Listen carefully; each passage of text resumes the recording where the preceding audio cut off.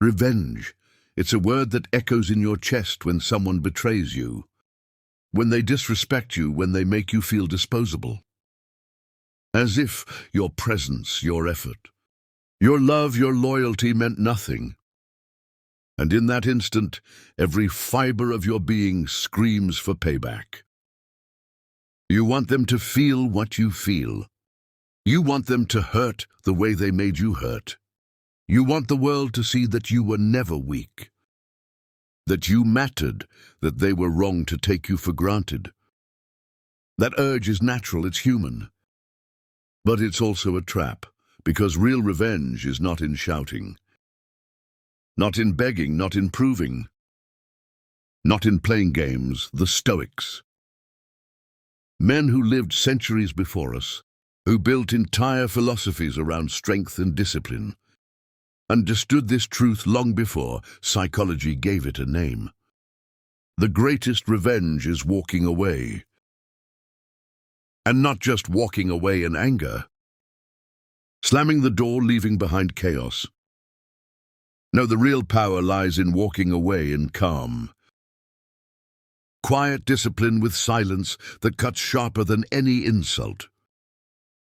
With dignity that cannot be touched. With presence so strong that your absence becomes unforgettable. When you walk away like that, you're not just ending a chapter. You're rewriting the entire story. You reclaim your energy, you take back the power. You've been bleeding into people and situations, unworthy of it, and in that very moment, something fundamental shifts. Not only in how they see you, but in how you see yourself. This is not weakness, this is not losing. This is mastery. And today I'm going to show you exactly why. Walking away is the most powerful form of revenge you can ever deliver, and how embracing this discipline will transform not only how others treat you, but how you live, how you think, and how you rise. So before you skip, listen carefully, because what I'm about to share could be the single biggest turning point in how you deal with betrayal, rejection, disrespect, or heartbreak. Let's begin on why walking away changes everything. Walking away is not just leaving. It is not an escape. It is not surrender. Walking away is an active choice, a declaration that you will no longer fight for scraps, no longer beg for validation. Who has already shown you who they are? Most men don't understand this. They stay, they beg, no longer exhaust They your argue, energy they on plead for someone. closure. For attention, for recognition. They turn themselves into shadows of who they once were, chasing after something that no longer exists. But the man who walks away, he sends a message that words cannot capture. I will not compete for what should already be mine. I will not fight to prove my worth to someone blind to it. My energy belongs to me, and I refuse to waste it here. From a psychological perspective, this act is revolutionary, because when you walk away, you shatter the pattern. You break the dynamic of chasing and over-investing. Suddenly the roles flip. Instead of giving away all your energy, you return it to yourself. Instead of waiting for someone to validate you, you validate yourself. The Stoics understood this. Epictetus taught that suffering does not come from what happens to us, but from how we respond to what happens. Walking away is the ultimate response.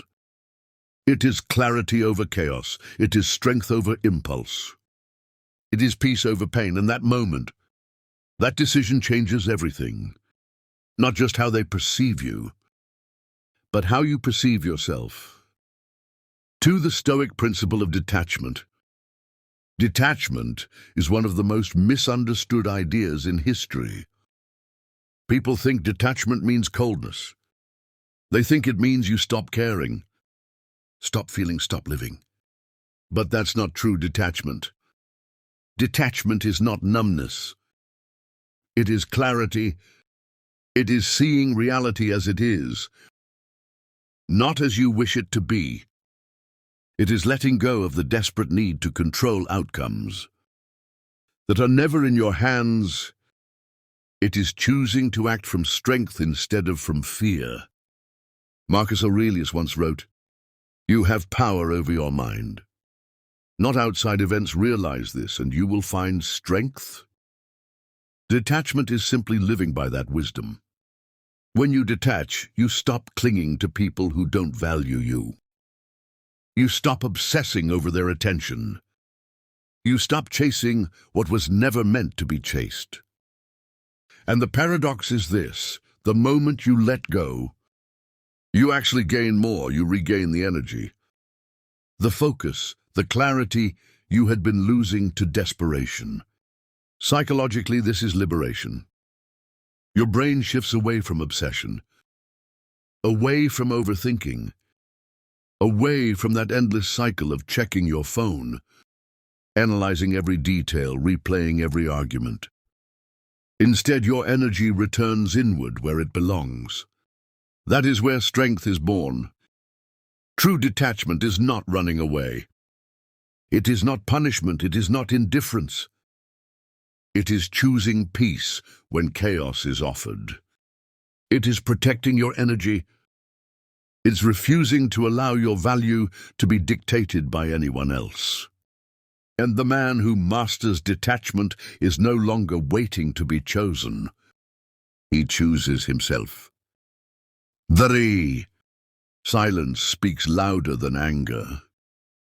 When someone wrongs you, your instinct is to react, to raise your voice, to demand an explanation, to show them the pain they caused. But here's the problem. Every time you explode in anger, you confirm that they still control you. Your rage is proof that they can push your buttons, that they still have power over your emotions. Seneca, one of the greatest Stoic thinkers, warned us anger restrained is more powerful than anger released. And he was right, because nothing is louder, nothing is sharper, and nothing is more unsettling than silence. Silence is not emptiness. Silence is discipline. It is presence without noise. It is saying, I am no longer yours to affect. I have taken back control. Psychologically, silence is devastating because people expect drama.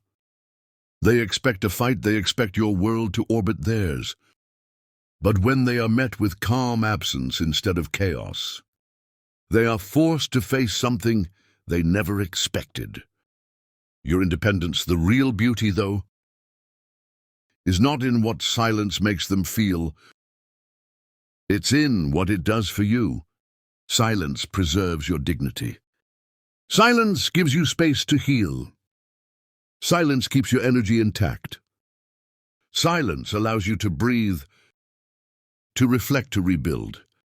And that's the paradox.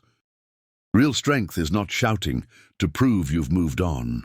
Real strength is being silent, because you no longer need to prove anything at all. The script continues with expanded sections on reclaiming your power, the psychological shock of true distance, the discipline of emotional control, the growth that happens in the silence, and living above the need for revenge. Each section fleshed out with Stoic philosophy, modern psychology, and real-life examples.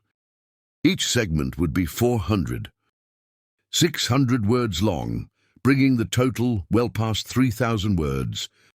Closing lines, remember this. Revenge is not in rage, it is not in games. It is not in proving. The greatest revenge is in walking away calmly, quietly, with your dignity intact. Because the man who can walk away without bitterness, without fear, without needing to be chosen, is the man who has already won.